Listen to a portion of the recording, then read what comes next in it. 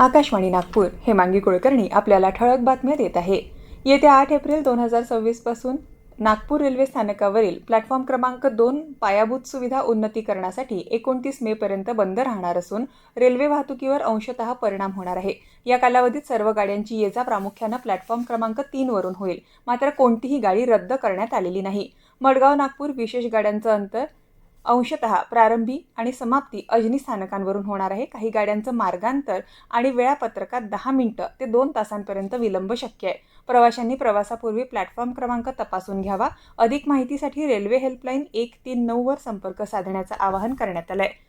महावितरणच्या नागपूर परिमंडळानं ईज of living निर्देशांकानुसार 1 April 2025 ते 31 मार्च 2026 दरम्यान तब्बल 66,422 लघुदाब ग्राहकांना नवीन वीज जोडण्या दिल्या। यामध्ये नागपूर जिल्ह्यात 56,892 तर वर्धा जिल्ह्यात 9,530 नवीन वीज जोडण्या देण्यात आल्या असून ग्राहकांना जलद सेवा देण्यावर भर देण्यात आलाय। नागपूरच्या कमाल चौक इथल्या भानुताई गडकरी डायग्नोस्टिक सेंटरमध्ये आज ECG सेवेला प्रारंभ करण्यात आला। या अत्याधुनिक इलेक्ट्रोकार्डिओग्राम मशीनचं लोकार्पण केंद्रीय मंत्री नितीन गडकरी यांच्या हस्ते करण्यात आलं। ही नवीन सुविधा केवळ 50 रुपयांमध्ये अत्यंत सवलतीच्या दरात उपलब्ध करून देण्यात आली आहे। गॅस सिलेंडरच्या टंचाईविरोधात वंचित बहुजन आघाडीच्या वतीनं चंद्रपूर जिल्हाधिकारी कार्यालयासमोर आंदोलन करण्यात आलं। जिल्हा महिला अध्यक्ष तनुजा रायपुरे यांच्या नेतृत्वात आंदोलन झालं।